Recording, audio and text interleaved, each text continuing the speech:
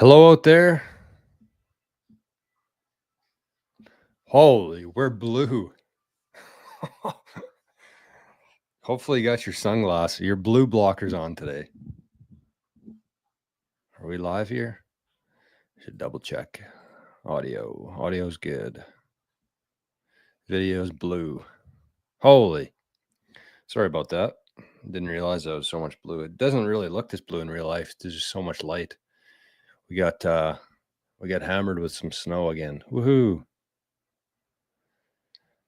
Woohoo.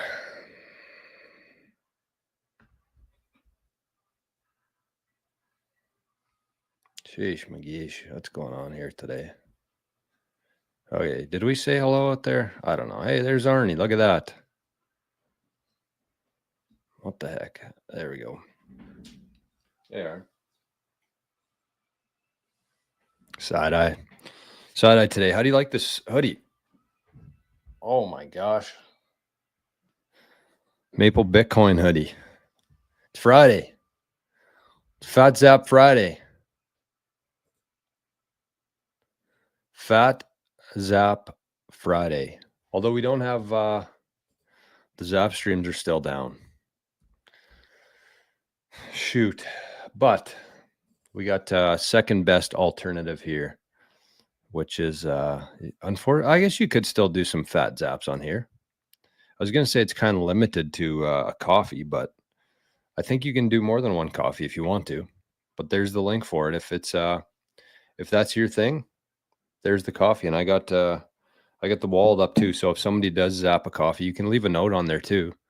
And I'll see it right in front of me here. Got the green lights everywhere. Okay, well, good morning. Happy Friday, everybody. Great to see so many beautiful faces in the chat this morning. If zapping coffees aren't your thing, you can also zap Arnie's wallet at the top of the screen there. Both are live. So let's light this green. Let's light this room up green today. It's Fat Zap Friday. We got to do it today.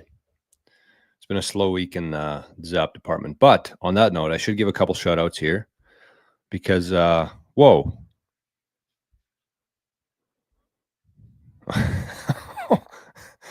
Okay. Wow, that one caught me off guard. But I did want to zap a couple, or I want to give a couple shout outs here. Where was this? I don't know where it was now. Okay, so we had two here that I wanted to share. One was from Letha, but I don't see it here anywhere. Letha zapped 8,888 sats the other day. There it is. I don't know what's going on here. Too much going on. That was from Letha. She wasn't able to make the show. And then somebody sent a zap yesterday for 8,088 sats. Said, welcome back, Jor. We missed you, pal. So I missed that one yesterday. I didn't say thank you, so I wanted to make sure that we got her in today. But man, we had some fat zaps to start the show here today. One fat zap. Okay, listen to this, folks. This is good stuff. 50,000 sats from Letha with a note. Happy Fat with a PH. Happy Fat Zap Friday. And happy 33rd anniversary to my lucky husband. No doubt.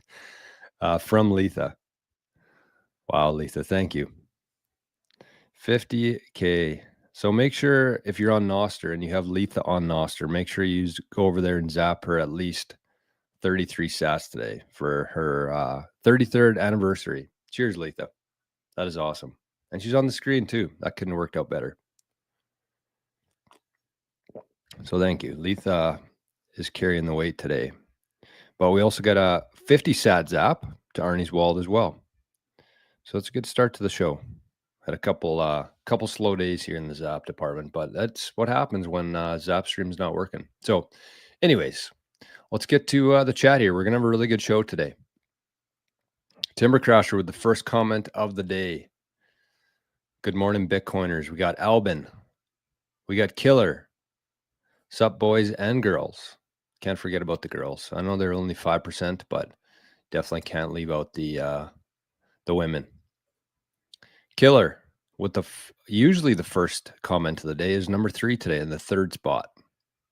but we'll take it. I just realized that I have fucking music playing in my pocket right now.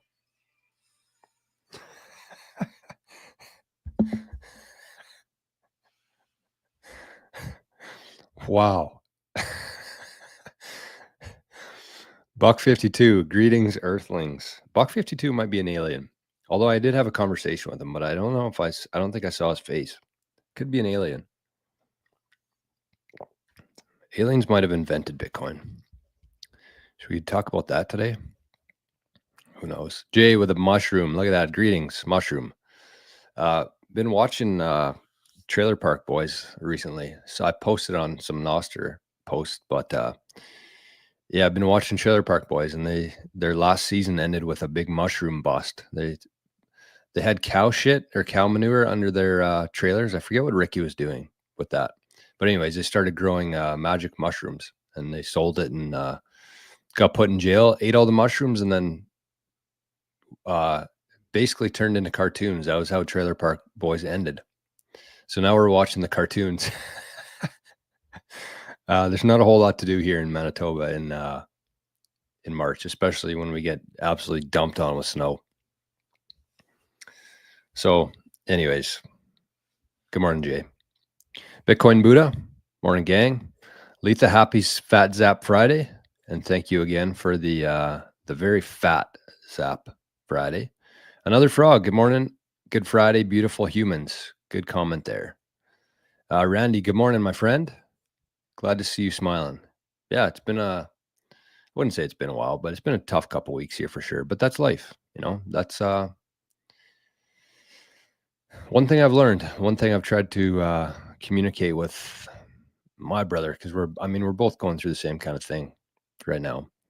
And I just said, like, it sucks. I know life's tough some days, man, but it doesn't get any easier. That's the thing about getting older, is that it just gets harder and harder and harder. You know, with that kind of stuff anyways. Hopefully our lives with Bitcoin now and moving towards Bitcoin standard, our lives will get much better overall. But just in general, every year you grow and grow older, it gets harder and harder for a lot of reasons. But you know, sickness and that kind of stuff is in the equation. So it's good. My mom's doing a lot better. I shouldn't say a lot better, but from the time I left there earlier in the week to the updates and the pictures I've been getting, it's much better. So we're actually heading into the city, I think, today, as long as the snow stops, to see her again. So thank you. I appreciate that. Yeah, it's a lot of blue. Sorry about that. Hopefully you got your glasses on this morning for the show. Clean. Oh shit! I forgot to take Arnie's toy away.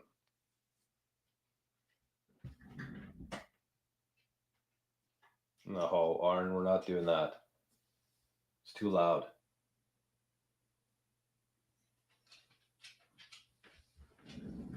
Fuck. Clean your machine. Good morning. We got Rono or Ronok. Ronok? Or is that some sort of nim? We'll go with a nim. I'm not sure that's a name. Ronok Nair. Maybe though. Hello, Jor from Wisconsin. Good morning. Yeah, I forgot to show my favorite coffee mug for Friday. This will be the thumbnail for today. Central, what is it? Central University of Northern Toronto. Cheers. Cheers to you, Caden. First Bitcoin crip. What's that mean? What's a crip?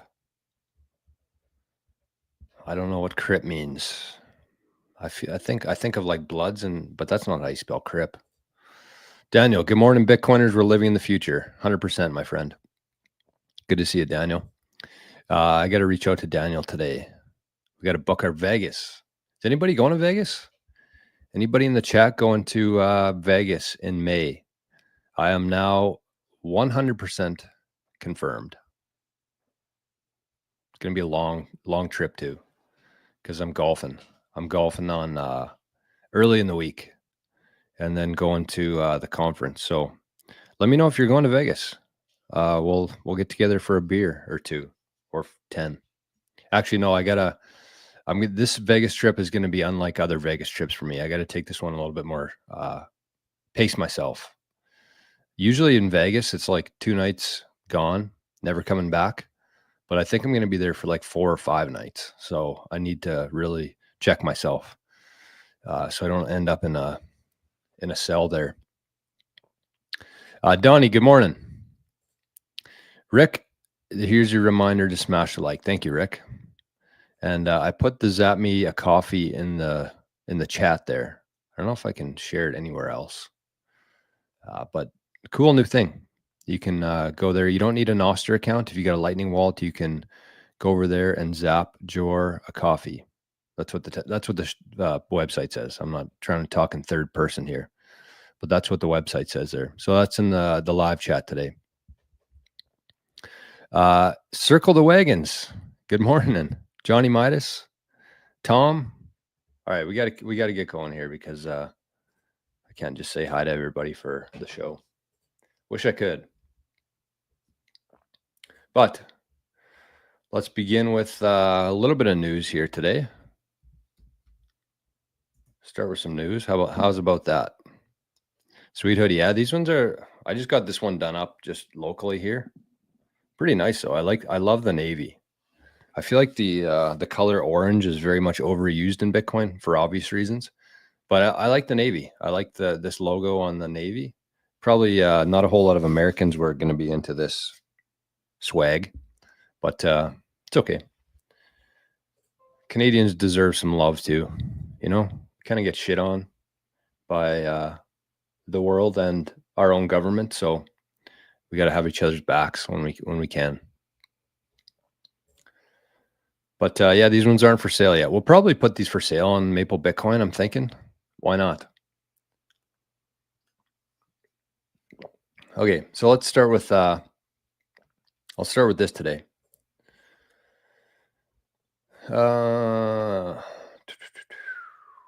Okay, let's watch a video here. We're going to share the nostr post of the day today.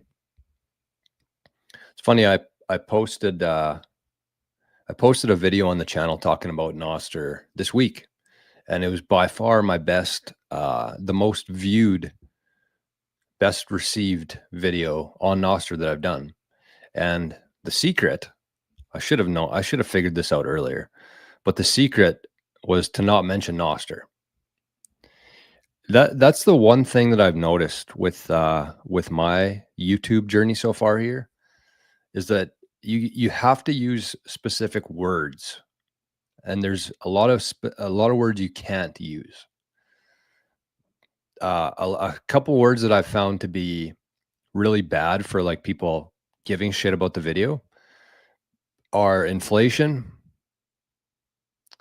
Inflation's a big one. What's another one? Stable coins, nostr, compound. It seems like if you use words that the average person doesn't really, if they have to think even for like a split second, they just leave. It's kind of crazy, but that is a trend I've noticed within YouTube. So anyways, I shared a video a couple days ago talking about nostr and how I think that every Bitcoiner should be on nostr. Anybody with the green light turned on should be on nostr. But yeah, so I didn't mention nostr in the name, and it performed very well. We'll call it performed. But anyways, this is the nostr post of the day today. Just a quick video from El Salvador. A note from Alejandra Guardado Sada. Not bad.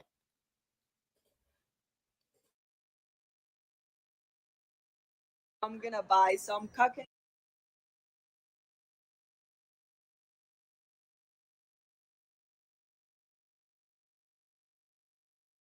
I'm here with this beautiful family in Huayu, El Salvador, and they accept Bitcoin. So I'm gonna buy some coconuts from them using my Primal wallet.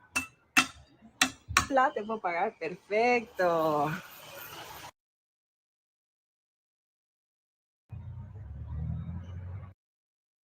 Done. So easy. Gracias.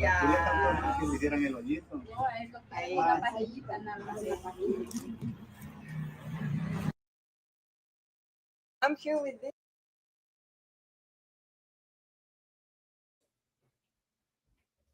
Not bad. So the reason I want to share that, though, I mean, it's cool. Yeah, she bought a coconut with Bitcoin. Cool. But I just want you to think about from the perspective. I know here in Canada and the US, we're very privileged, you'd say, in terms of like having a really good functioning financial system. And for the most part, especially in the US, like a strong dollar compared to other countries, even though the US dollar has lost 99.9% of its purchasing power in the last 100 years, it's still the best currency in the world in terms of countries.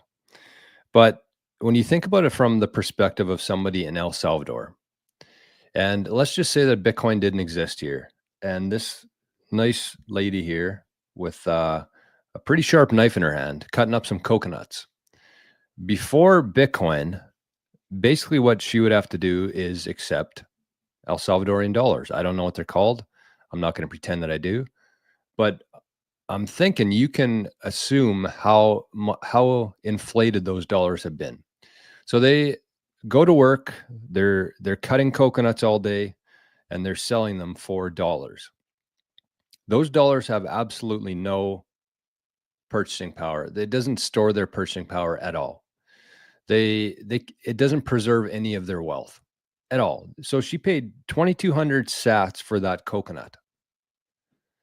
Doesn't seem like a lot today, but if they even put away half of their sats from these coconut sales in El Salvador, and they just waited 10 years, like compare that to holding El Salvadorian dollars for 10 years. I don't even know what they use there. Let me look it up quickly so I stop sounding like a bozo on here.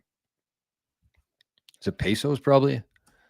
What is the currency in El Salvador? Oh, that's not right. It says Canadian dollar. Okay, so they use the US dollar there mostly, but they must have their own too. Oh, the cologne. Yeah, cologne. Gotcha. Oh, no. So it says the currency was replaced by the US dollar. Is that true? I don't know. Either way, imagine countries like this. El Salvador is a good example, but think of any country: Philippines, Thailand, Argentina, Portugal. All these countries are going through the same thing where their government has just inflated their entire currency away in the last couple decades and beyond that. But imagine just being able to accept Bitcoin there, hold on to it for a while, easily accept it. You don't have to pay any fees. Like that's such a huge thing for people who don't live in like a functioning society. And I'm not trying to shit on El Salvador here at all. I think they're actually going to be one of the most powerful countries on earth in a couple decades. But historically, El Salvador would not be a good place to to set up shop and accept money. But with Bitcoin now, where people can just scan a QR code and probably in the near future, just be able to tap your phone and pay with Lightning, that's a huge shift. That's an entire shift in a country's prosperity, because this is one example of it. But if you had 50 people on the same street accepting Bitcoin, think about the long-term implications of that versus saving in local currency or even US dollars for that matter. It's completely it's night and day. So that's where I want to start the show today for some nostr news.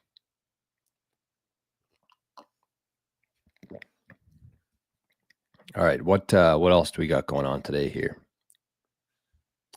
We got Andrews in the chat. We got Droof. Jojo, what's up? Neo of the Matrix, what's up? Rock Creations, good morning, everyone. Have a great day. Thank you, my friend. Same to you. Parker, good morning. Greetings from Thailand. Look at that. I really, really want to get to Thailand. Really want to get to Thailand. It's on my list. Coming soon.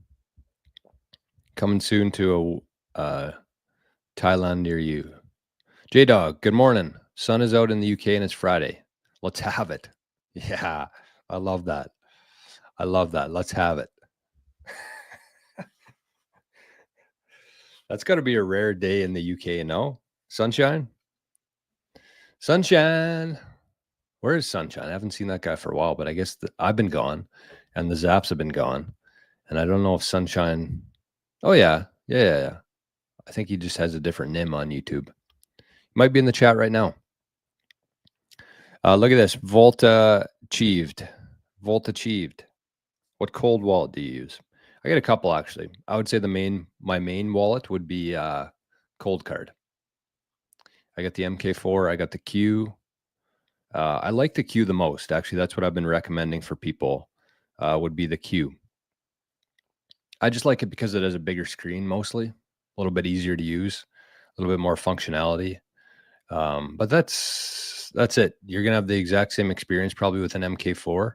I also have a Jade. Also have a Foundation Passport. I got a bunch of different wallets, but for the most part, I use Cold Card, and I recommend the Cold Card to people. It's a little bit of a learning curve, but there's people out there like me and the Bitcoin Citadel who can get you going pretty easily with it. I've helped. I don't even know what the count would be. I don't think I'm at 100 people yet, but it's got to be close to that in terms of helping people get set up with a cold storage, Cold Card. Look at this. We got Verzeek. Oh, Arnie was here. Shit. Says, hi there. Would you be okay with me translating your content into other languages? My goal is to help spread the word since some of your videos contain excellent information. Some of my videos, yeah. Some of them don't. It's a very fair point. You must be a regular watcher of the show if you know that there's some good stuff here, but there's also a lot of BS. Just fun stuff though. But yeah, that'd be awesome. You just got to send me 99% commission on whatever you make from it. But other than that, go ahead.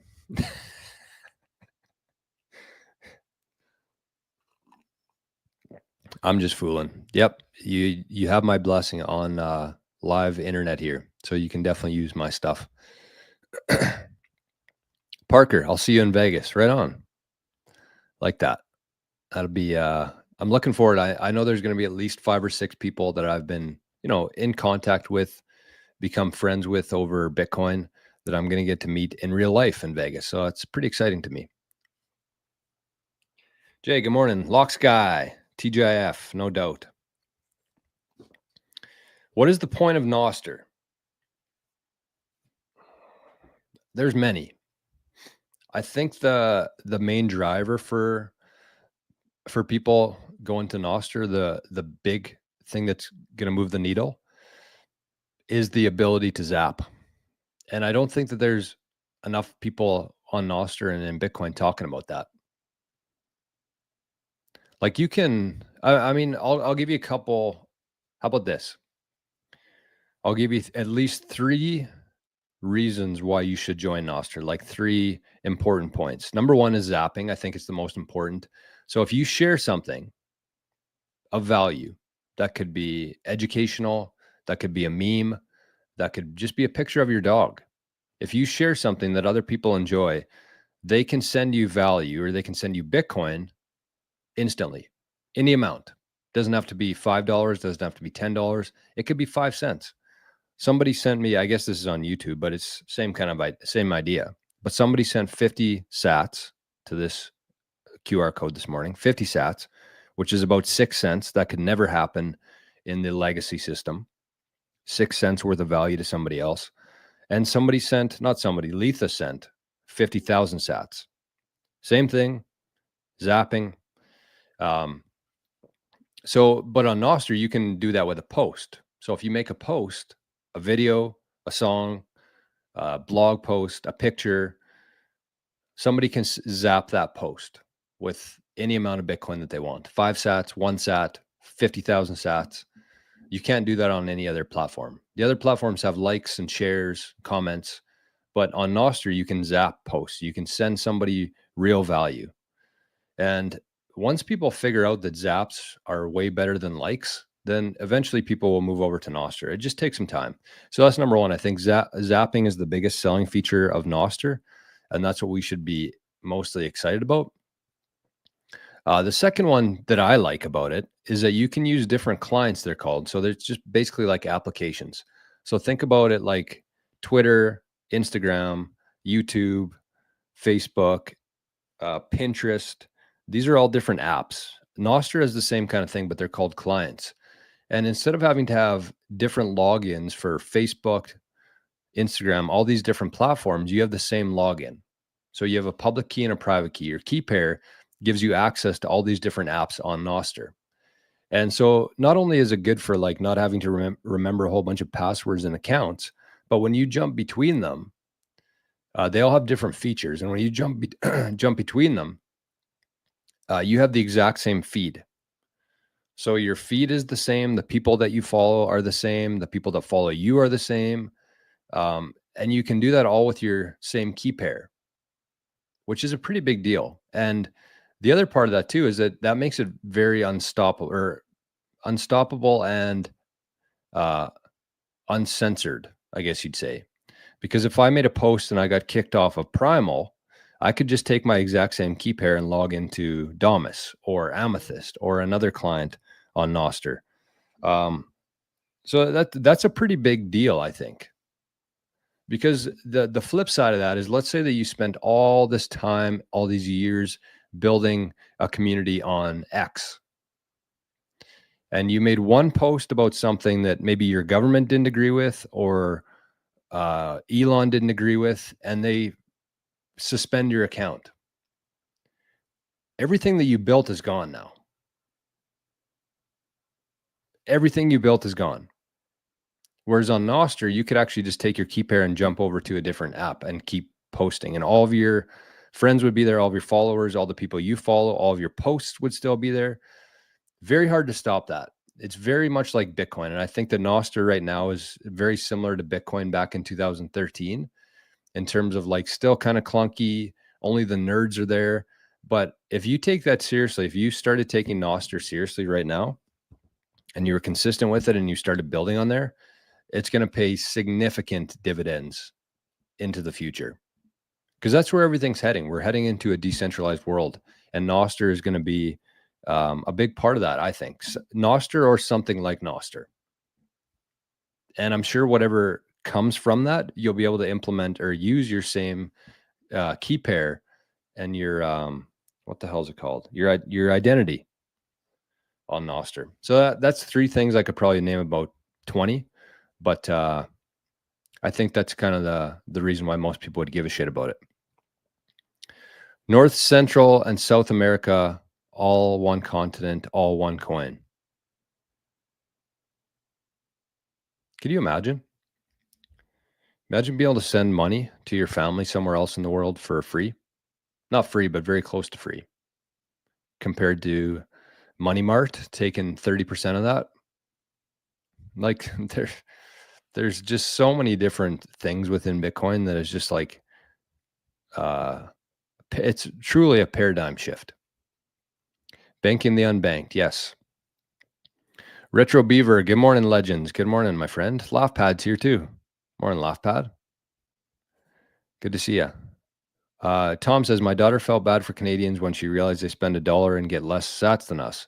You never know what fact is going to crack to open someone's understanding. Isn't that the truth? Let me show you the difference between currencies right now. So if you wanted to get $1 worth of Bitcoin in the US, you would get, so if you had $1 right now and you wanted to buy some Bitcoin, you would get 1,178 sats. 1178, remember that one. 1178. And in Canada here, you would get, I'm going to say 800, 700, 822. That's a big deal. And especially when you consider what I'm going to talk about next year. So 1176, I think it was. That's how many sats $1 would get you today. 822 sats for $1 Canadian. That's a pretty big spread. And as Bitcoin goes up and the dollars go further away from the US dollar, it's just going to get worse and worse and worse. That's what I think people, especially in Bitcoin, people don't understand that they're, whatever they do for work right now, whatever value that they add to the world, it will never be worth more than it is today. If you're living in a Bitcoin standard, your value will never be higher than it is today. And that's a weird thing to think about because it's so different than the world that we come from, where it's like, okay, well, this year I made 75,000, but next year I'll get a bonus and get an increase for inflation. So I'll get 80,000. But what people don't realize is how expensive life is getting in the background and how much your purchasing power is actually decreasing at the same time. So in Bitcoin, though, whatever work you do today, you exchange those dollars for sats. And assuming that Bitcoin continues to go up, which it will, your time and energy is never going to be worth more than it is today or this month or this year. But this time is what I'm saying. It might be worth more tomorrow, but in a couple of years from now, it's going to be worth much less than it is today. It's a hard thing to comprehend, but I think it should, if nothing else, just show you how important it is to move quickly now. And we're going to post a video on the Maple Bitcoin channel on Sunday talking about this and how important it is to kind of front load your purchases within Bitcoin instead of like, dabbling a little bit into it and then a little bit more. It's actually much better to just put as much as you can in and then learn about it after and then DCA after. So keep an eye out for that one. And maybe we'll spend a little bit of time talking about that today. On the live show, 2 p.m. Eastern time, Maple Bitcoin channel, probably mine too. But if you're not, I'm thinking most people are, but just in case there's I'm guilty of assuming that everybody's kind of been watching the channel for a while. Probably a bad assumption to make, but and I kind of got that realization yesterday. I had a really good chat with a lady here in Canada, actually a lady and her husband.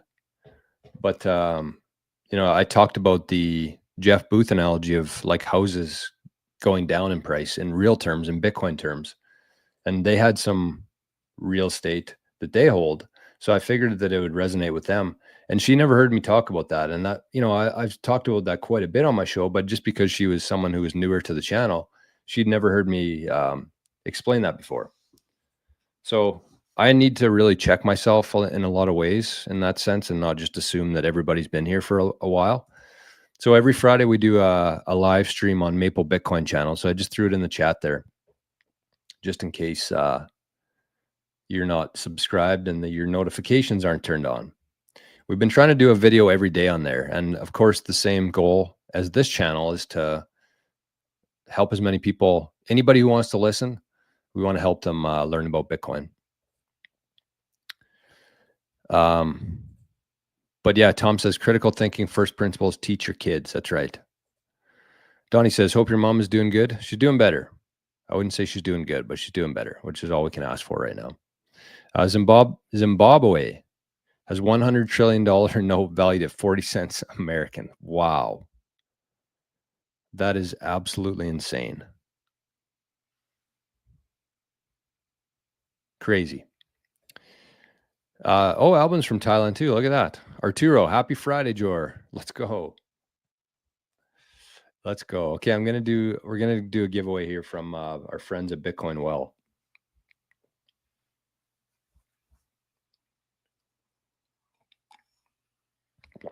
So Bitcoin Well is actually going to be they're ordering some head covers from knggolf. I absolutely love the synergy and the support that we've got from the Bitcoin community. I swear we've had more sales from like my channel on knggolf than like anywhere else, even like our own social media. So thank you. And I know there's some people in the chat here who have purchased some knggolf stuff. This is our golf company, knggolf. Look at that logo. I drew this on a napkin. Do you guys know that? I don't think I've ever told that story. I drew this on a napkin as our logo when we first started, and it's a really nice logo. I mean, I'm biased, of course, but anyways, let's give away some biddy here. Adam's going to be ordering some knggolf head covers, some Bitcoin Well themed ones, and I'm actually going to be golfing with him in Vegas with Adam from Bitcoin Well. So again, Bitcoin Well does not pay me anything. They should be, but they don't. But they do give away sats to the community here. So I want to be, and I use them. So it's really easy to talk about products and services that you actually use yourself. Much easier. I will never promote anything, regardless of how much they offer me, unless I actually use it myself. That is a promise to the community here. And I think you guys know that, guys and girls. But anyways, here's some Bitcoin Well. The first person to scan this QR code today is going to get the sats. So let's see what we got. Ready? Set. Go. Big one today. I got a feeling. 500. That's pretty good. Usually it's 210. So we doubled it today. We'll take that.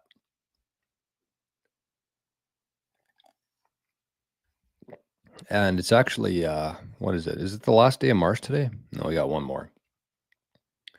But you know what? We'll do 2 tosses today. I feel like I want to give some more back to the folks here. It's Friday too. Fat Zap Friday.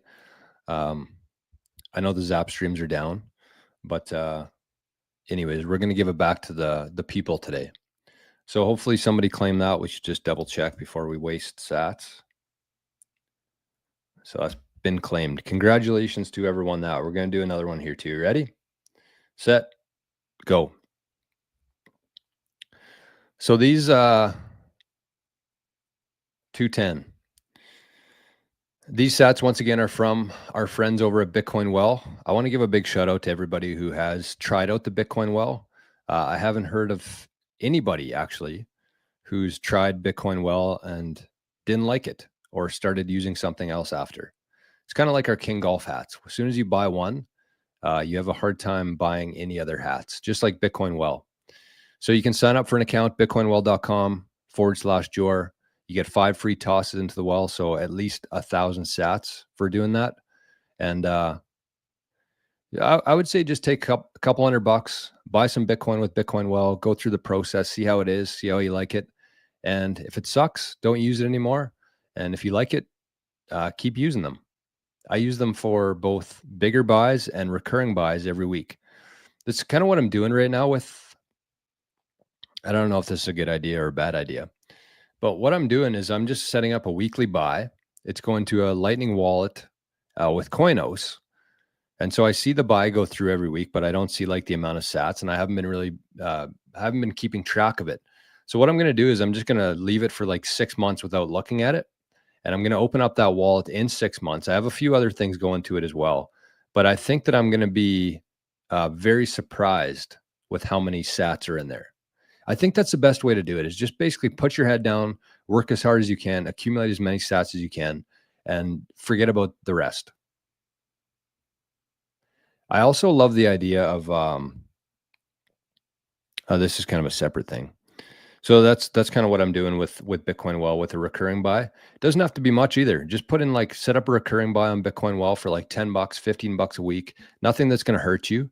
And then just leave it for a while.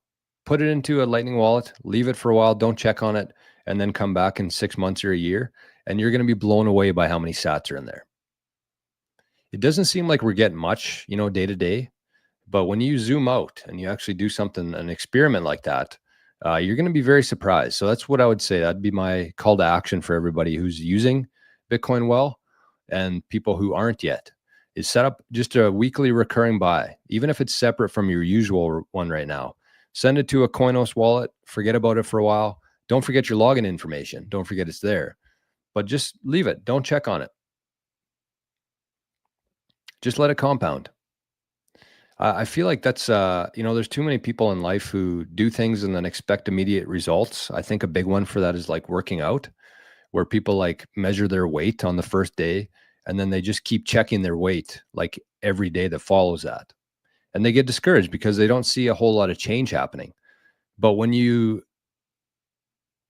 weigh yourself and you worked out for 6 months or a year without checking your weight, you would be blown away. If you just kept your head down and focused and were consistent with it, the results are going to come. People just get too demotivated or unmotivated by not seeing immediate results. And I think the one thing that Bitcoin's taught me is to think much longer term with things.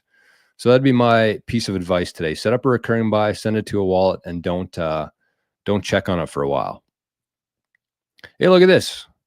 We got another zap to Arnie's wallet. Not the fattest zap we've ever seen, but a zap nonetheless. And I think it's from Josh. Said, late Arnie, but always stacking. 1 sat. This might be the only show on YouTube where you get a shout out for sending in 1 sat, because I value them. So thank you, Josh. I think Rabbit Hole Recap now has a 21,000 sat minimum to get a shout out on there. I know I'm not as big as them, but we don't discriminate here. 1 sat, you're going to get a shout out. Curious Bitcoin says nostr is a bit confusing with the long npubs. You can use Bitcoin spaces as your username to make your npub a human readable word. Huh. You can sign messages and receive Bitcoin with it just like a normal npub. Interesting. Bitcoin spaces is your username. How do you do that? I don't know. That is definitely a struggle on nostr, is not only like the confusing aspect of the npubs, but like trying to find people on nostr. That's a tough thing, but it'll catch on. Everything's hard when it first starts, like Bitcoin. Saurus says, oh, look at that. We got another 1 sat.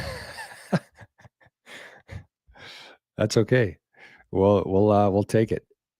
Anonymous 1 sat zap. The screen lit up green, which is always exciting. Saurus says, if you had to guess, in what year would you be buying groceries in Bitcoin in the US? It's a good question. Let's actually, let's talk about that. But I want to give a shout out here to number 1, Renita, who said, good morning, Jordan. My sister and I got our cold cards. Still learning how to use it, but we got it. That's awesome. That is awesome. And I think that everybody should be doing that. Everybody should be taking Renita's lead here, I think. And here, let me bring this up. This is something. Oh, why are we so laggy here? Must have too much going on. Are we okay? Okay, we're okay.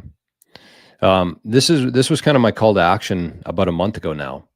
I said, everybody, even if you're not ready for it yet, I'd say if you have more than 10 million sats, you should be doing this today. That's kind of my threshold for it, 10 million sats. I mean, I wouldn't say that that's the minimum, but that's what kind of a starting point. If you got 5 million sats and you want to take some action, that's good too. But if you have 10 million sats, you should just be at least ordering at least 1 cold card. 3 would be advisable, but 1 at least. And, here's what I would say about that. I would say that if you're somebody who doesn't have a whole lot of excess fiat, if you're just kind of like getting by and you're putting all of that into Bitcoin, I wouldn't buy a cold card. I would buy Bitcoin right now. So that's where I would start that. This isn't something that everybody needs to do. I think that if you're in a situation where you're trying to get more Bitcoin right now and you don't have a whole lot of excess income and savings, then just buy Bitcoin. Don't worry about getting any devices yet. Just stack as much Bitcoin as you can.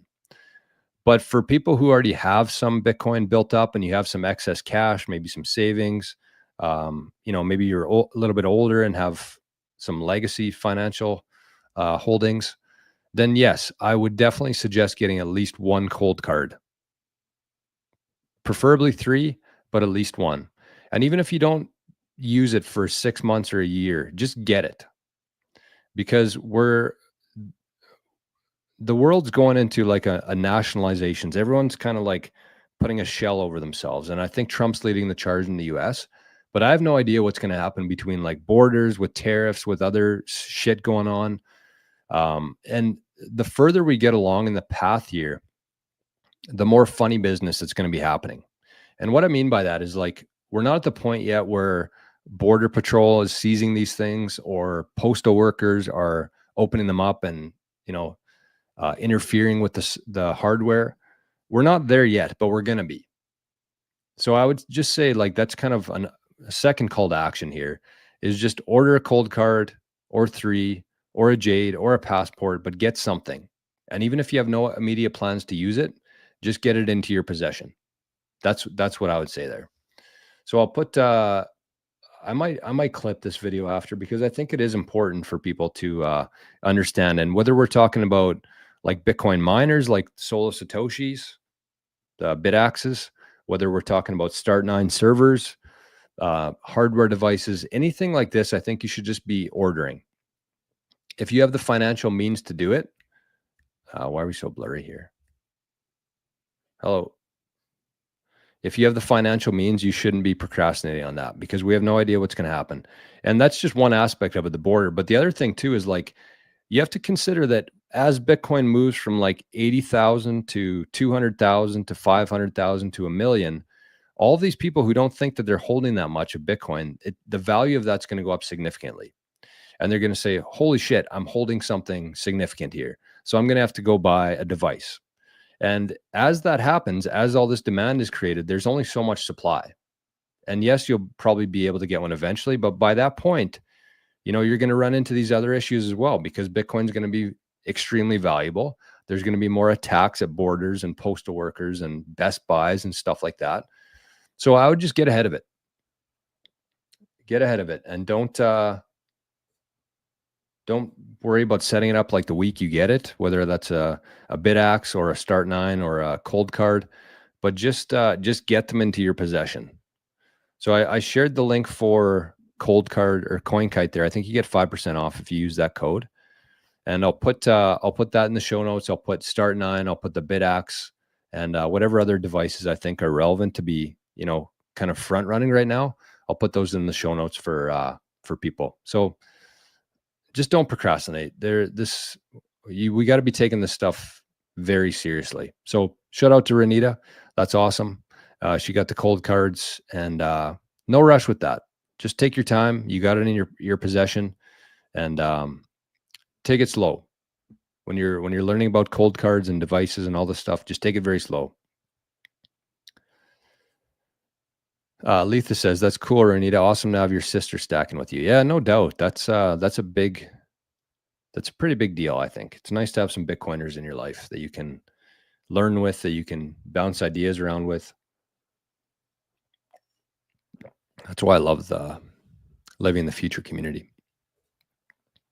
That is a nice logo. Yeah, thank you. I think so too. Obviously, I didn't draw it on a napkin exactly like this. There was a graphic designer who kind of cleaned it up a little bit, but I think I still have that napkin somewhere too. I should try to find it. Miguel, happy Friday. Friday day. Are you buying MicroStrategy or GameStop? I bought some GameStop yesterday. I got pretty cocky on my show yesterday and I said, just like I said, just wait a day, it's going to go down. And it did, but it kept going down. So I think I bought it at like $24. It's at 22 now, so it's not like it crashed. But it seems like there's a lot of people shorting GameStop right now. So it might go even lower than it is today. Usually when shorts are putting that much pressure on stocks, they usually drop, at least in the short term.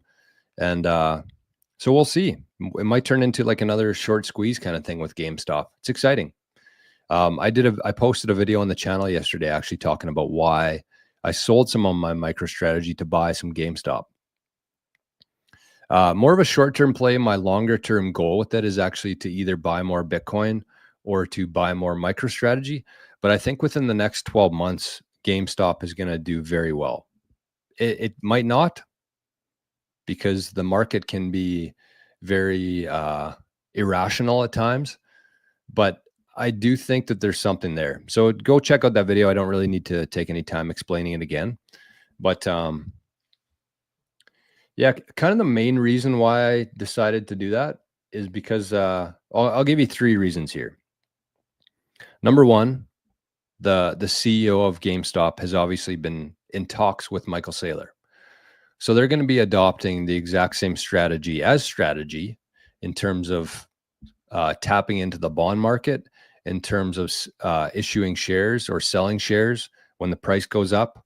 It seems like, and based on their first move that they made, they're going to be following the same kind of thing as MicroStrategy. Except the nice thing about GameStop is that they're more of like a household name. I think there's going to be a lot more retail adoption coming with that, as opposed to Strategy, who nobody knew what they were. Still, most people don't know what they are. The second one, though, was the unanimous decision by the board. And that's why I decided to buy GameStop yesterday, was because I heard some guys on the True North channel, which I love. I've learned a lot from those guys. But there was something that I didn't agree with that they said. I think it was Ben who said it. And he said, I'm going to wait for GameStop to announce that they're buying Bitcoin before I buy any GameStop. And I was like, why? He's like, I'm going to front run the people once they buy Bitcoin. I'm like, you can front run even further right now, because when they announce that they bought Bitcoin, that's going to create a whole new jump, a whole new spike. It's very obvious to me that they're going to be buying Bitcoin. Like, why would I wait for an announcement for that? It could not be more obvious to me that they're going to be buying Bitcoin. I mean, there's a chance they don't, but that's a risk that I'm willing to take. And it might be different if you're putting large amounts of capital into this. Mine would be a very small purchase compared to probably those guys. But, the average person, don't wait for like announcements, official announcements. The writing's on the wall. You can see what's coming here. And the unanimous aspect of this was that the board voted for this unanimously, which means that they're going to be going ahead with this strategy, which means that there's no pushback from any members of the board. It would be different if it was like a 4-3 split and there's 3 board members who were very much opposed to this, but it was a unanimous decision to take this route and buy Bitcoin and use the same strategy as MicroStrategy. And the third reason, I just think that the video game market is very much overlooked by investors. Gamers themselves are different than other people. They obsess about things. I find they're very type A. And so when they see GameStop deciding to buy Bitcoin, they're going to start looking into Bitcoin. And once they do a little bit of looking around to Bitcoin, they're going to see that, okay, this is legitimate. And they got a whole community of people there who are going to push this thing forward. So I think that both the video game industry itself, I think that GameStop has a real potential to kind of shift gears and shift their strategy towards that, going kind of away from brick and mortar and more towards the mobile gaming sector. I think that there's a big opportunity there, but also just the gamers themselves. They are different people. They are more hardcore with things. And I think that that's going to be a big driver of demand for the stock. And eventually, the cool thing is that all of that is eventually going to flow into Bitcoin. Like people holding their own keys to Bitcoin. Whether we're talking strategy, Bitcoin ETFs, MetaPlanet, GameStop, everybody who owns those are going to realize eventually that what they want to be holding here is Bitcoin. And that's the post I made yesterday on Nostr. Was basically saying that, like, the reason why these companies are so successful with the Bitcoin strategy right now is because there's so much capital in the world who simply cannot buy Bitcoin. That's why there's such a premium on strategy, Semler, MetaPlanet, all these companies who have been adopting Bitcoin. That's why there's such a premium there, because a lot of these big pools of capital simply cannot buy Bitcoin. They're not allowed to, but they can hold equities. And those equities that hold Bitcoin, that's what's driving this demand. So I said, like, that's the reason why these are going up. But what everybody wants is the underlying asset, which is Bitcoin. And although these large pools of capitals can't buy it yet, you can. So basically my message there was like, be your own strategy, be your own Michael Saylor, be your own Ryan Cohen, and buy Bitcoin. If you have the chance, if you have cash outside of the system, buy Bitcoin with that. Don't be buying these shares. But again, if you have money trapped in the old system, you can definitely take advantage of these companies. Okay, what do we got here? Oh, I'm sore today. Do you remember on Monday? It might have been Tuesday, actually. I think I was still in the city on Monday. But on Monday, I said, Tuesday. I said, this is going to be the first show back after a week. We're going to take it really easy. Just like, when you take some time off of the gym, you go back, you don't do anything crazy. Well, I didn't take my advice yesterday, and I did a pretty hard workout. I skipped my own advice, and I'm paying for it right now. But anyways, here's Josh right here. And I see a couple more zaps came in here. Said, so we got 888 fat zap from Josh. Said, fuck that up, Arn, blame Carney. So I think Josh tried to send in 2 zaps and ended up with 1 sat and fixed it. Got 888 there. So thank you. That is to our guy Arnie's wallet right here. And so thank you, Josh. Zap streams are down, but you can still use that QR code if you want to support the channel. So let's see what Josh has to say today. Paid my barber in sats last night. He's from Jordan, a country that doesn't allow using cryptocurrency, obviously, because the government has no control of it. My barber had an interest in Bitcoin and even had a wallet of Satoshi account on his phone. But last night I told him I'm paying in sats. He agreed. And when he received the payment, you could see the light went on. He gets it. It was cool to be part of that. He's got the perfect trade to accept Bitcoin. No doubt. Sorry, I missed this one, but I read it. On payment, his time and skills translate into real asset acquisition. If he took 1 payment a day in Bitcoin, he's stacking without buying from each exchanges. Absolutely love that. Barbers, I think, are going to be a big mover of the needle here. Although it's much smaller and grand scheme of things, it probably won't make much of a difference. But I don't think we should underestimate the power of spreading Bitcoin. And I had a couple different things that I want to talk about here, but maybe I'll start with this today. Because of that. Because of something like this, even though it seems like so insignificant. I mean, it's just a barber accepting Bitcoin.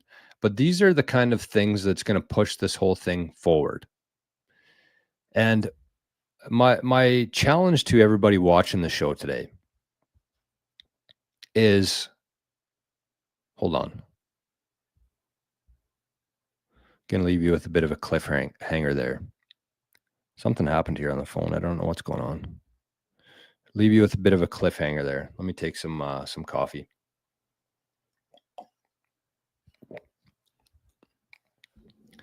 So we can see here that Josh, the comment here, Josh paid his barber in sats yesterday.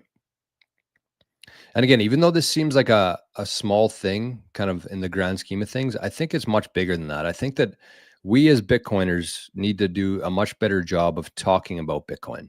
And that's what I titled the show today, is start talking about Bitcoin. And I want to propose a challenge to everybody who's watching the show today to start thinking about this. Because what's really going to drive this thing forward, we know that Bitcoin is inevitable at this point. A year ago, I might not have said that with as much certainty, but I think we can say today that Bitcoin is inevitable. It's going to be the next world reserve currency. It's going to be the one, the currency that countries back their currencies with. It's going to be the capital that people use, that banks want. It's going to be the pristine capital of the world. It's inevitable. Is again, going back to the green lights, going back to Jeff Booth, decentralized and secure. As long as Bitcoin stays that, it is going to succeed, regardless of what else happens in the world. So if we can get past that, and we can understand that the variables here are not whether or not Bitcoin's going to win. The variables are how fast it's going to happen, and who's going to own the Bitcoin. Those are the two main variables that are yet to be determined. And it's us, Bitcoiners, who are here today, who are going to be the main drivers of those two variables. And so what I'm going to encourage you to do, and what I'm going to challenge you to do today, is start thinking about something that you could do to grow Bitcoin. And the first thought is probably going to be to start a YouTube channel. And that's fine. That's probably the best way to do it from my own experience anyways. YouTube channel. But if you're not as comfortable, if you don't want to show your face on the internet, I totally get that and respect that. So you could start a podcast. You open up a nostr account, you start promoting your podcast on there. You never have to show your face, but you can talk about Bitcoin. And that's going to do two things, I think. Number one, it's maybe three things. One, it's going to be healing for you, I think. It's changed my life completely, because before I had a channel here, I would just think about this stuff in my head all day, and I had really no outlet for it. So number one, it's going to be really good therapy for you to be able to talk through some of these things. And when you talk through some of these things, you form a different opinion, and your mind changes, and your mind opens up to more of what could be. The second one is that it's going to be beneficial to others. There's a whole lot of people out there who are looking for Bitcoin content. And there's people out there who might not learn from me, but they would learn from you. They might not resonate with me, but they would resonate with you, depending on what your age is, depending on what sex you are, male or female. That's it. Depending on what race you are. People learn differently from different people. So the second one is that it's going to benefit others. It's going to help others learn about Bitcoin. But the third one is that you're actually going to learn much more about Bitcoin yourself. When you have to get in front of a camera, or in front of a microphone, or in front of a pen and paper, you learn more, because you're going to be actively looking for things that you can talk about and things that you can explore within Bitcoin. So those three things, I think, should be enough reason to start something like this. But the fourth one here, and I just kind of thought of this on the fly, but this might be the most important one, and that there's really no risk to it other than your time. But if you think about it as if you're going to learn more, and this is what you want to be doing, it's going to be a good investment of your time. That's pretty much worst case, is you're going to waste some time. But if you think about it, even if you took all this time and energy, went through it, you're going to learn. But even if it fails, you're not setting up like a whole production studio. You're not paying rent. You're not losing any actual monetary part of this. And the other part of it too is that worst case, if nothing ever comes from it, you're going to have like a nice keepsake, I think, that you can hand down to your grandkids, your kids, your grandkids, their grandkids. Because when we're thinking about Bitcoin, we're thinking about this generationally. And I would give any amount of Bitcoin to be able to see my grandpa do something like this every day. I would give all my Bitcoin probably to be able to watch him talk, to see how he thought through things, to hear his opinions on things, to see what he was talking about at that time. Like, it's just such a cool thing that you can preserve in time, is doing things like this. And that's worst case. Best case, you have that, plus you do what you love every day. You earn a living off that, even if it isn't like, millions of dollars. But that's worst case, is that you're going to have something to, for your grandkids and their grandkids to remember you by. We didn't have that before. So I think that everybody should be thinking about that in terms of starting like a Bitcoin channel of some sort. It could be a YouTube channel. It could be a podcast. It could be a blog. It could just be an account on some social media platform. Whatever that is, just find a way to get some of the things that you have, the value that you have, out into the world. And the mistake that I made when I first started this channel here is that I thought that it was going to be like my friends and family and people within my network that were going to be watching these videos. But it turned out that nobody gives a shit about it within my local area here, for the most part. I shouldn't say that. There's probably a handful of people within this area who watch the show, but that's not what that's not who my audience is. And so don't cater your content towards like the people in your life, cater it towards Bitcoiners. And you now have an entire economy, an entire world who's looking to learn more about Bitcoin today, but that's only going to ramp up as the years go by. And each day you procrastinate this, the further behind you get. You start a channel today, even though it's going to be slow, it's going to be painful off the start. When the other 99% of the world shows up here, you're going to be set up. So again, start today. Do not procrastinate. Talk about things that you love. Talk about things that you enjoy talking about, and just be real, because there's a lot of people out there today, and there's going to be way more in the next couple of years, people who are absolutely in need of this information. And there is a massive spread between people who have that knowledge, and you are one of those people who has that knowledge.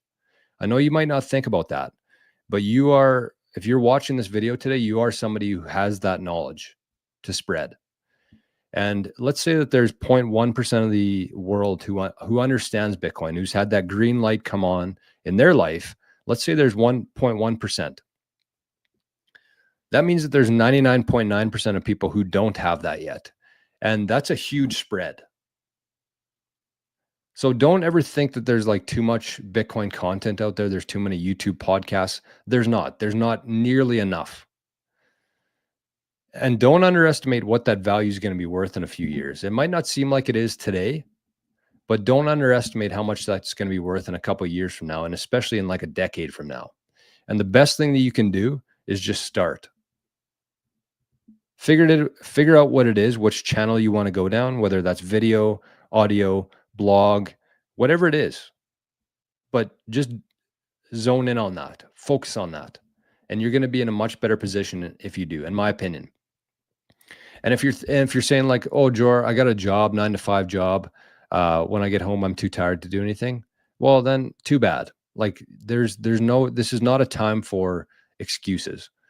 And again, the nice thing about the setup that we have right now is that it takes much less time to actually see a return from doing this than it did 2 years ago, right? Because 2 years ago, you would have had to go through all this trouble of getting a YouTube account, getting 1,000 subscribers, getting 4,000 listening hours, whatever the hell it is, before you can start earning one fucking dime on YouTube. You don't need that anymore. You make one post that people enjoy, they can send you Bitcoin without anybody's permission, without any thresholds that need to be met. One post, with using things like nostr, using things like QR codes on the screen, you totally bypass. And I don't know how long that's going to last. Somebody left a comment saying, how long until YouTube doesn't allow that anymore? But for now, it's here. And it might change. They won't be able to take it down from nostr, but YouTube maybe. But there's never been a better path forward for somebody who's wanting to talk about Bitcoin. The demand is there. The technology is there. And you have the ability to make one post, one video, one podcast, and earn money. That never happened before. There was too many people in the way. There's too many gatekeepers. There was too much bullshit involved. But that's gone. You can start today. You can make a post today, and you can actually see a return today. Don't expect it, but it could happen. That's the thing here. It could happen. So that's what I would say. Something to start thinking about. Don't wait. Don't procrastinate. It's awesome. Like that's the thing for me, is like, if you would have asked me 5 years ago, if I could be doing something every day that I loved doing and that I was very passionate about and that I could help others with, I would say, yes, please put me there. And that's where I am today. And, you know, I don't make millions of dollars or anything close to that, but this is the stuff that I love doing, and I get to do it every day. And nobody hired me to do it. I just decided that one day that's what I was going to do. I had no plans on it. I just started making some videos on here because I wanted to warn people of security risks within Bitcoin, scammers, phishing attacks, stuff like that. I started doing like 5 or 10 minute live shows every day, which quickly turned into an hour, and then 2 hours, and then a community, and then whatever. So I mean, you should have kind of an idea of where you want to go, obviously, but like, just start. And the more people we have doing that, I mean, you can even leverage the community here, especially if you're like a member of Living in the Future. I think you're insane not to be doing something like that, because you're automatically going to have like 100 or 150 people who are going to be behind you that day. And that's something that you don't get in the other communities. I didn't have that. I didn't have any sort of boost when I started. I just kind of, you know, trudged through the mud. And I'm still kind of doing that today. But I'm more than happy to help anybody out there. You know, whether you want to start a channel and have me on there as a guest, I don't know how many people would care to watch that, but I'm more than happy to help that, because I think that this is a really big part of pushing Bitcoin forward. And keep in mind here that instead of spending all of your time and energy trying to convince people to buy Bitcoin, like, to me, the play is not going to stand on a street corner and yell about Bitcoin with a megaphone, or showing up at family events and waiting for the right time to push Bitcoin on people. That's a total waste of time and energy. But what you should be focused on is learning, sharing what you've learned to anybody who will listen. And I think the thumbnail I used today was focus on the people who want to learn. And there are a lot of people out there who want to learn. And there's going to be a lot more people who want to learn in the coming years. So again, instead of focusing on just like your little network and trying to convince people to buy Bitcoin, switch your focus. Focus on the world, focus on the people who want to learn, and start creating things that give them value. And do it consistently. And I guarantee if you do that consistently and you're genuine with your approach, you're going to be in a much better place in a few years. But the key is just to start. The hardest part, but it's the most critical part of it, is just to start. And you'll probably change the path along the way, but just start. Just fucking start. Sorry, I know I've been way behind on comments here, but I really wanted to talk about that. The other thing I was going to mention there is that with the Maple Bitcoin guys, we're actually going to be doing some private, I don't know what you'd call them, webinars, I guess. We're going to be doing some Bitcoin security stuff. We're going to be doing a few other things too. But I think we're going to actually start with like helping people get started on YouTube, like a whole bunch of different things we're going to talk about. So that's coming. I'm trying to figure out a way where people can pay in Bitcoin if they want to. But it's going to be very, just like everything on this channel and in my community here, it's going to be very reasonably priced. We're not in the business of ripping people off. We just want to help people. So if that's of interest to you, maybe just shoot me an email. I don't know. I don't really have anything in place yet where that's a worthwhile thing. So maybe just hold off on that. Actually, we don't need any more emails coming in.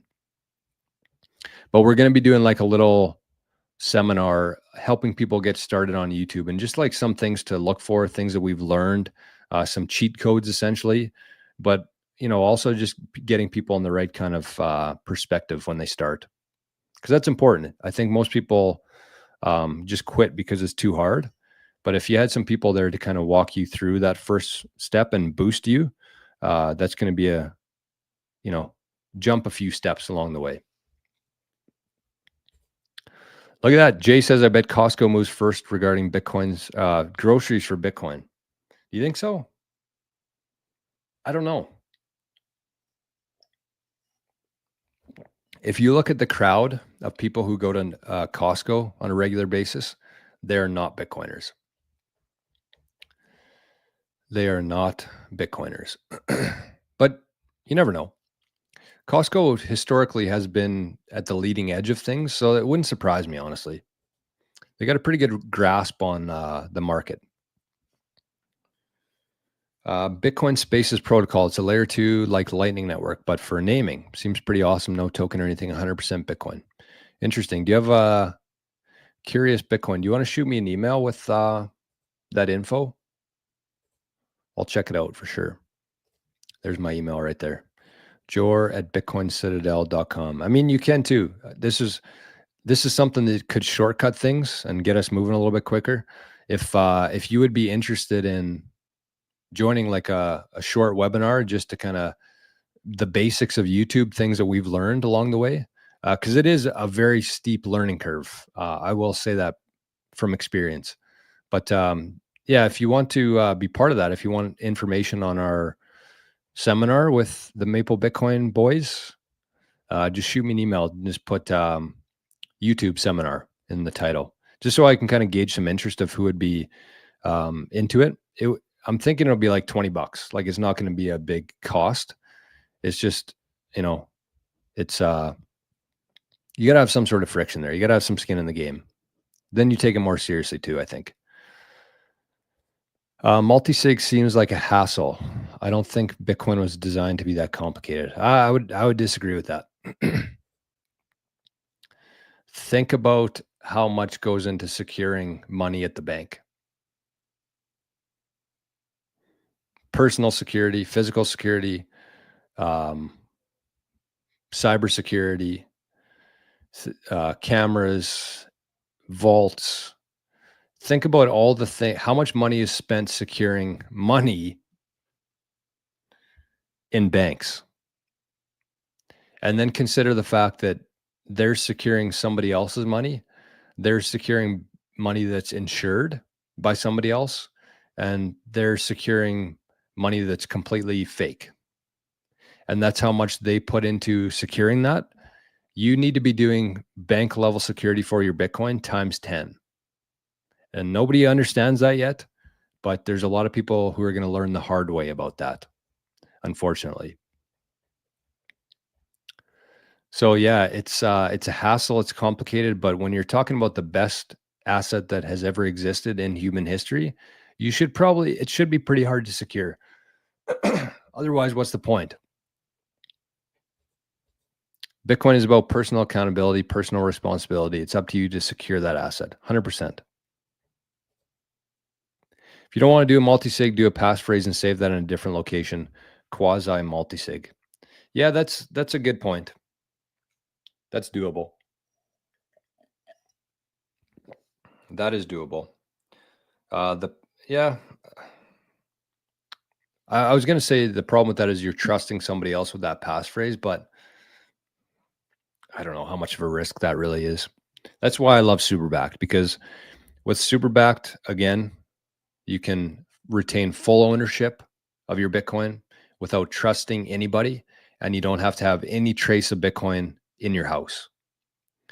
I've found nothing that even comes close to that in terms of security, and the price and everything involved with that is by far the best option. But you kind of got to get to that point. You start with a hot wallet, you graduate to a cold card, maybe you get into multi-sig, but then eventually you get to the point where you're like, okay, I'm holding something serious here. It's worth a lot today. It's going to be worth a lot in the future. I need to make sure that no matter what happens in my life, my Bitcoin is going to be safe. And for me, SuperBacked is by far the best option with that. And we've had a lot of demand. A lot of people agree with that. That theory. So it's good. I'm surprised Amazon or eBay haven't supported Bitcoin payments. They will. Everybody's going to accept it eventually. When Bitcoin goes parabolic, it is my opinion that governments around the world will make it difficult as possible to self-custody. Yes, I agree with that. And that's why I'm saying, get your shit together now. Get SuperBacked set up now. Get your cold card ordered today. Get your BitAxes, your Start9s, all these different devices. Get this done now, because this isn't a certainty, but it's a realistic possibility. And yeah, that's what I'll say. So I'll put everything. All these links have some sort of a discount attached to them, which is why I'm sharing them here. I think they're mostly 5% off, but yeah, better than nothing. Oh, we got a fat zap here, folks. Anonymously. Look at that. 8,888 sats. Anonymous. Fat Zap Friday. Hell yeah. Thank you. whoever that was. It was obviously somebody watching the show to that QR code. So thank you for that very much. Our favorite number on the show, 8,888 sats. No coffees though today. My coffee's getting low here, folks. And we had a couple people zap. I think it was Craig and Duncan zapped a coffee earlier in the week. But if you don't want to use the QR code on screen there, you can also zap Jor a coffee, the website there.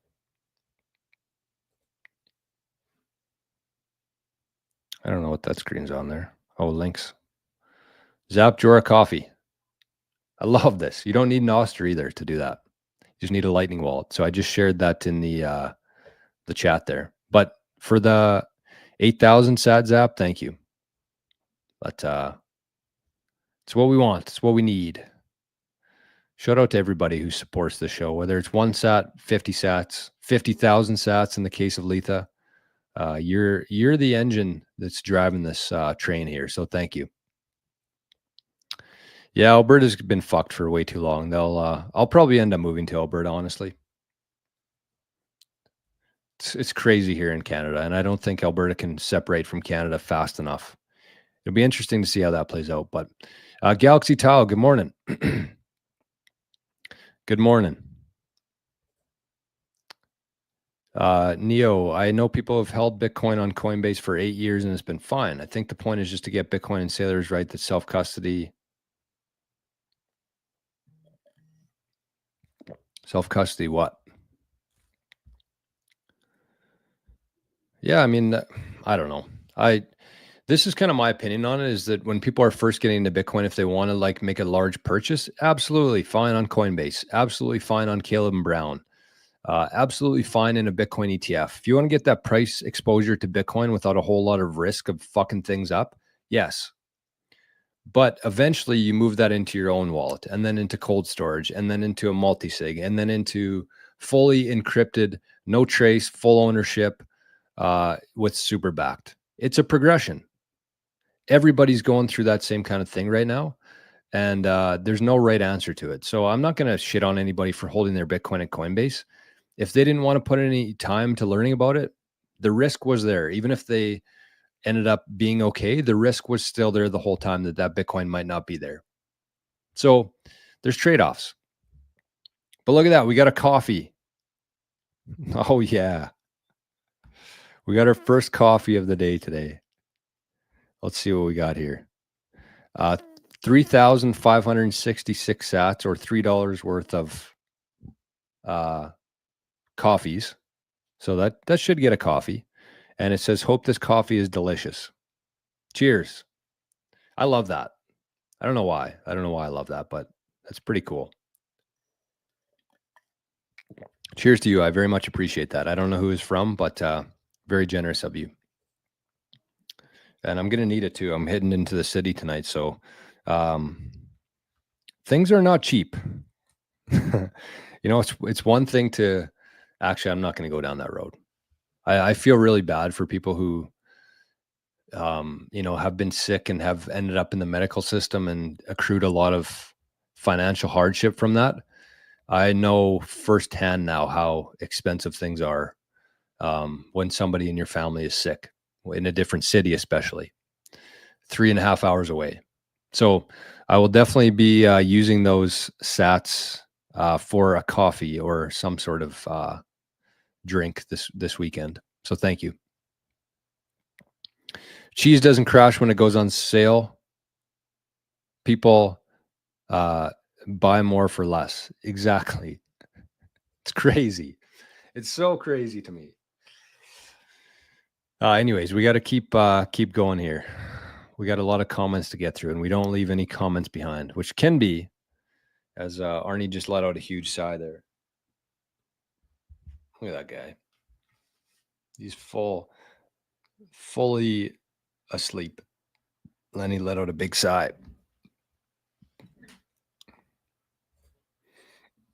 Oh, this is kind of cool. This is something I don't do enough of. Buck52 says, I always ask cashiers if they take Bitcoin. Sometimes they ask how and why. Good conversation starter. I mean, why not? That's the question you got to ask yourself, is like, why not? What's it going to hurt? And if those cashiers, if they got like a couple requests in the same week for people wanting to pay in Bitcoin, what are they going to do?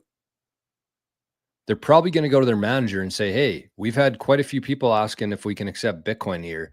Maybe this is something we should look into. John says, people are broken. Broke people don't want to buy Bitcoin. Expect more downside for a while. We are clearly in a downturn economically from the COVID Biden fallout.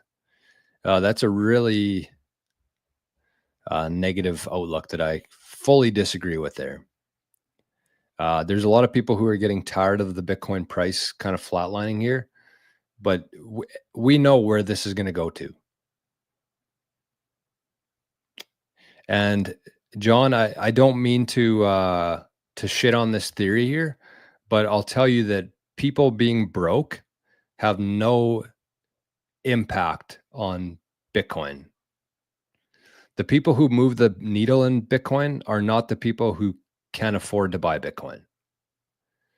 And that's why I wanted to talk about this today in terms of like sharing the message here, because Bitcoin is going to absolutely explode in price, in value, in purchasing power. It's going to happen. The two variables there are how fast it happens and how much the average person gets.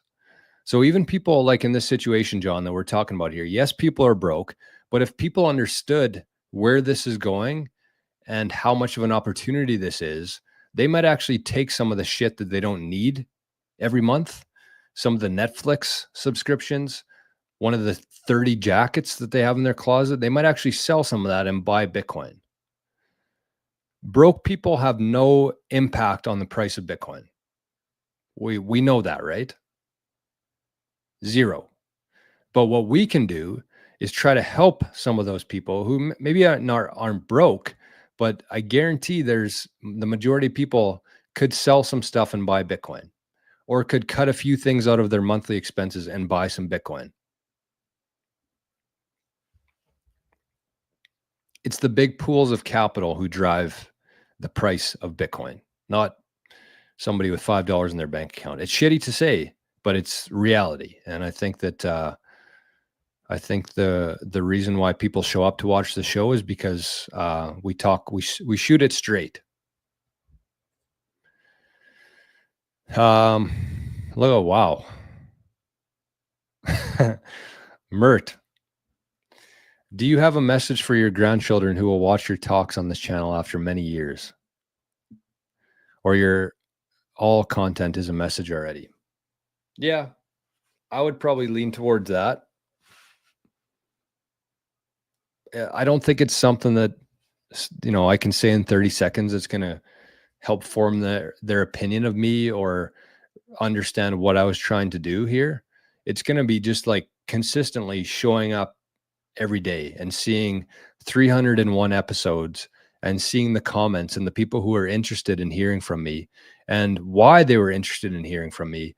And I think that would be much more important than just like a catchphrase that I could say right now. It's the proof of work part of it and the reason why I'm doing it more so than the message that I'm trying to share.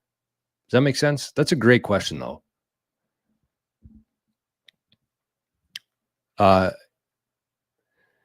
In in short form, what I'd say to my grandkids in many years from now is you're welcome. Because it's true. If I was in this for myself, I would not fucking be doing this. That's for sure.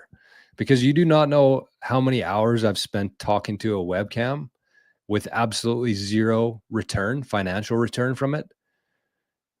That's not, if I was thinking about Jor today, that's not why I'm doing this. I'm doing this for them, not just for my grandkids, but for Mertz's grandkids and the kids who have either been abused or trafficked or shit like that. All of that stems from money that can be created out of thin air. Every single aspect, every issue in our society comes from a small group of people being able to print money. And Bitcoin breaks that, shatters that. And so, yes, sounds cocky, sounds arrogant, but you're welcome. Because if we didn't have people who are willing to go against the grain and talk about this and take some risk, then we would go, when I had grandkids, they would still be living in that same slavery system, corrupt slavery system that our grandparents had to live through. So yes, that is my answer. You're welcome.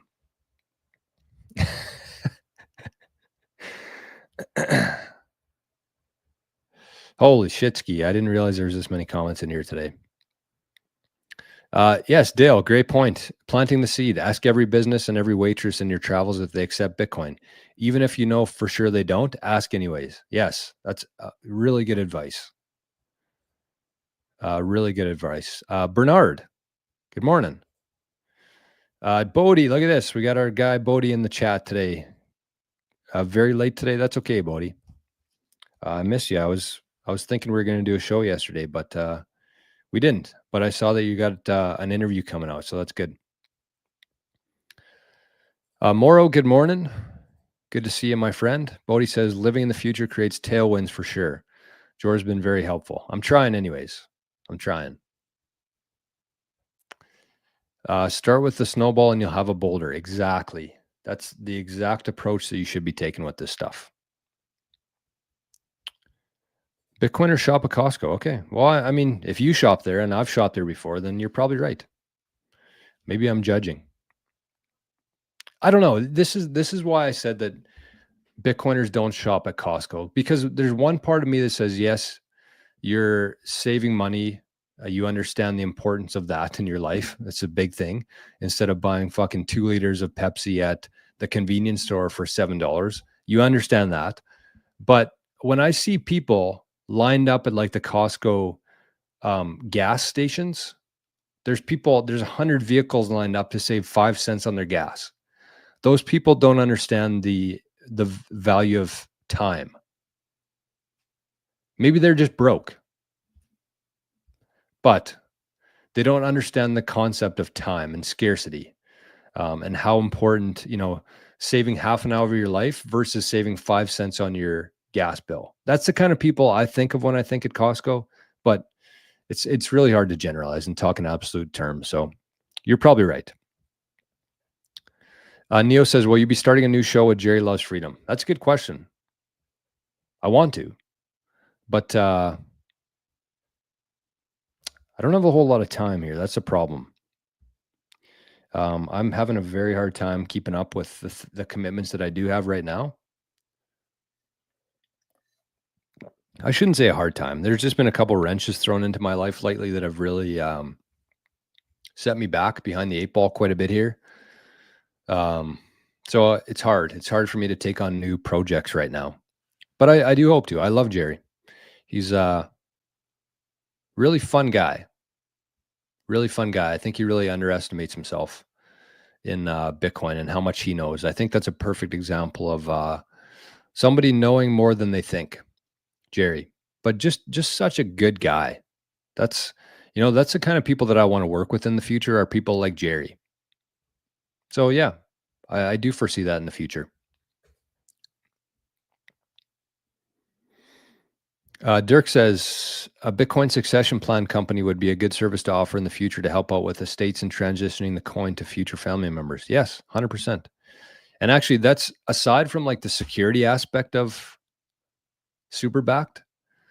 It's really, yes, that's great. The fact that you can maintain ownership of your Bitcoin without trusting anybody or having a trace of it at your house, pretty big selling feature.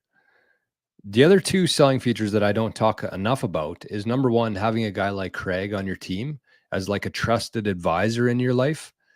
That is invaluable. You cannot put a price tag on that. I would say that Craig is either a top 1,000 or top 100 Bitcoiners on the planet, and you're going to have him on your team.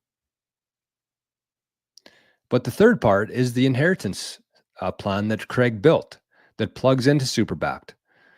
So you have the security, you have Craig, you have the inheritance all built into one, and a little bit of me. But that's why this has been so successful so far. That's why this will be so successful in the future, for those reasons. Because yes, it's a big problem. It's the most under talked about part of Bitcoin, is both the security and the inheritance. And that's what SuperBacked does for a very criminally low price today.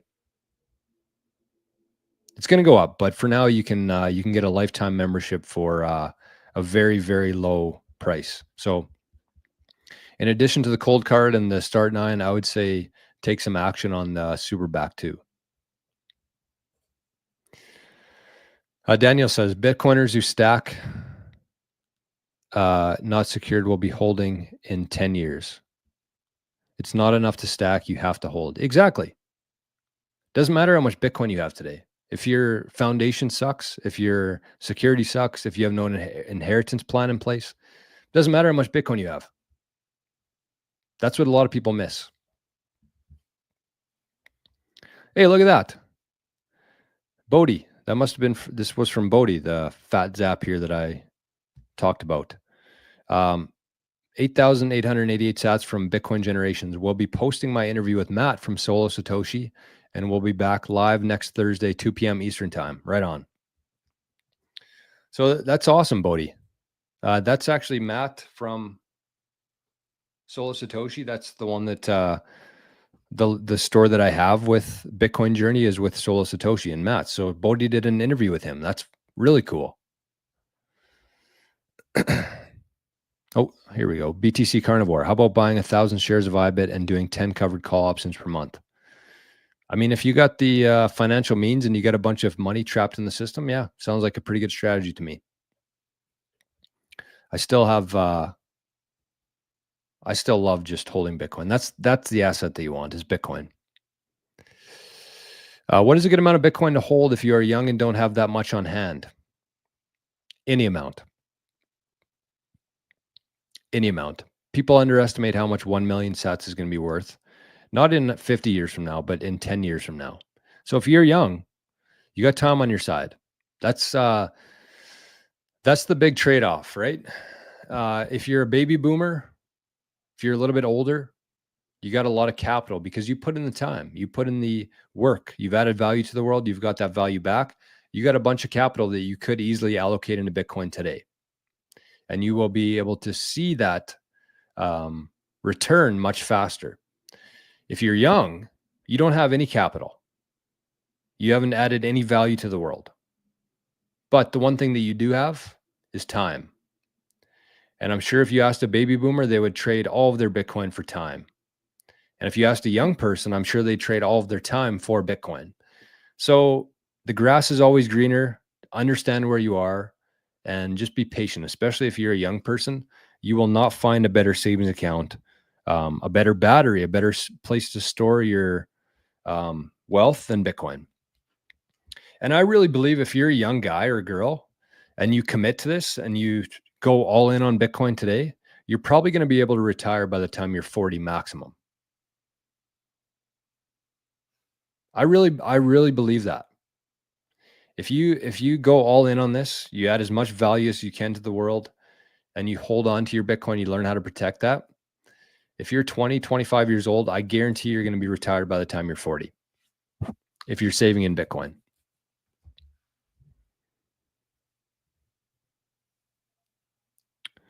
Sorry, there's way too many comments in here right now. I can't, I got to try to get through a few of these here.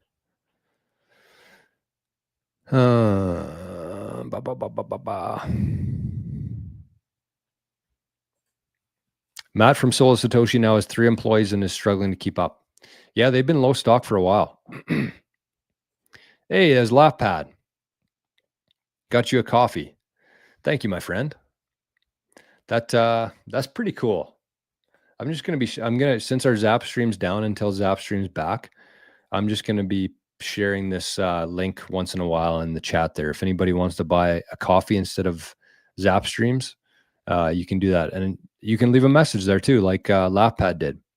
Said, hope this coffee is delicious.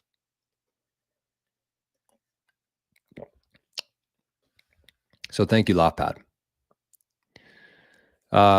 I would never advocate keeping Bitcoin on any exchange. Was burnt by Voyager. That's what I mean. That's what I mean. Even though, we talked about somebody leaving their coins on Coinbase for 8 years and being okay, the whole time there was still a risk. Even though it didn't happen, it was still a risk. That mug says UNT. What's the first part? The first part is the handle. We're out of coffee. We are out of coffee. BitBilly, look at this. BitBilly in the chat. I've perfected the art of crashing the market. Every time I buy Bitcoin, it falls like hell the next day. I feel you, man. I absolutely understand that. It's crazy. But anyways, you're going to look back, BitBilly, in a couple of years and say, you know what, maybe even though it crashed for a couple of days after, it was definitely the right time to buy Bitcoin. Thank you, Jor, for always keeping it positive. You have to. Life is all about your attitude. It's all about your perspective. Well, I would say like 99% of your life is based on your perspective. Only 43 likes. Yeah, that's sad. Those are rookie numbers for sure. Rookie numbers for sure. All right. Yeah, this is the play. Steven says, I buy all my toiletries and staples, kids' diapers at Costco, and then take 2% cash back at the end of the year and buy sats with every year. Nice. I mean, that's kind of a good way to avoid inflation, honestly. Like you can buy things like that are going to be around for, that you're going to use, right? I kind of have two theories in terms of like buying things. I love buying meat. That's the one thing I'm okay spending my Bitcoin on is buying like good steaks, good ground beef. We had stir fry beef yesterday, burgers, bacon. I go to this store and I just spend hundreds of dollars there and I'm okay with it because it's good food. It's good for you. It makes me happy. It makes me healthy. And that's the one thing that I'm okay spending my Bitcoin on. But the other thing too is like, if you can get a discount on, let's say buying 5 toothbrushes and you save half off, do that because that's a way to beat inflation. That's essentially making an investment. Not a lot of people see that. They think it's a good idea to buy just because it's on sale, but they don't really understand the implications of that. Like if you actually did the math on that, you could look at that as a return on your investment of buying 5 toothbrushes. Sounds fucking crazy, but you buy 5 toothbrushes at a low price. And as inflation keeps going up and you save money on those, that's actually a return on your investment. 5 toothbrushes in that case would be an investment. So those are kind of the 3 things that I'm okay spending my Bitcoin on is number 1, my health. Whether it's food, like I talked about, whether it's a gym, we put like a rack, some weights, some stuff downstairs. I spent some Bitcoin for that, but also to beat inflation, to beat the grocery store prices, because it's going to keep going up in fiat. It's going to keep going up and up and up. And I'm not necessarily saying you should spend your Bitcoin there, but you should look at that as like an investment, not just like a need. It's a good way to beat inflation is just buying things in bulk that you're going to need anyways. And the third thing I'm okay spending Bitcoin on is my Bitcoin security, because if you don't have good security set up, then your Bitcoin is completely useless anyways and will not be around in 10 years. So health, security, and things we need. Needs.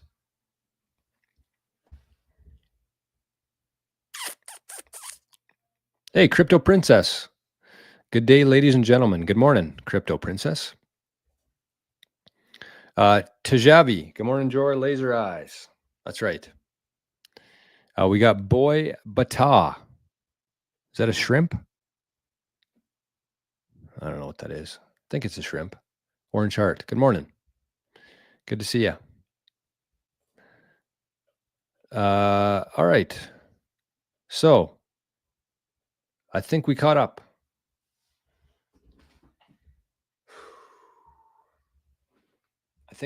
And I got to do another live show here in a couple hours. So I need to salvage my voice. So I hope you enjoyed the show today. Happy Fat Zap Friday, everybody. And I want to say a big thanks to a couple people here in particular for the Fat Zaps. We had Letha with a very fat zap of 50,000 sats.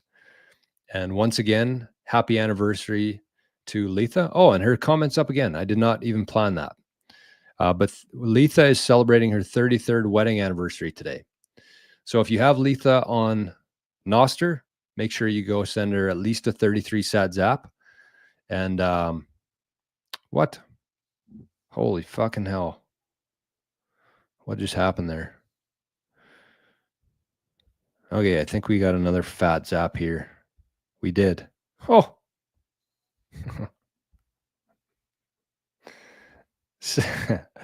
60,000 sad zap to end the show, to end Fat Zap Friday today. 60,000 sat zap. I don't know who that was from. I think I know who it was from, but I don't want to. It was anonymous. So we'll leave it at that. I have a pretty good idea of who it was, but thank you. That's, you have some bad days on the show. You have some good days, and they usually even out. I think that's a really good reminder. Yesterday, we had a really tough show. I thought it was a good show, and there was hardly any zaps come in. And then it always evens out. Keep that in mind. And I need to remind myself of that quite often too. But wow. So Letha, happy anniversary. Make sure you give her a zap over on Nostr today. And I hope you have a great day today, Letha, and a great weekend with your husband there. That's no joke. 33 years with anything or with anybody is that's no joke. So good on you, Letha. And as you said, your lucky husband. And we got a fat zap from Josh as well for 888 sats. We got a fat zap, our favorite number, of 8,888 sats from Bodie. We had a coffee. LaughPad bought a coffee for the show. 3,566 sats. And the fat zap of the day to end things off, 60,000 sats anonymously. Fucking awesome. So we got a big day ahead. We got a big Bitcoin day ahead. Maple Bitcoin starts at 2 p.m.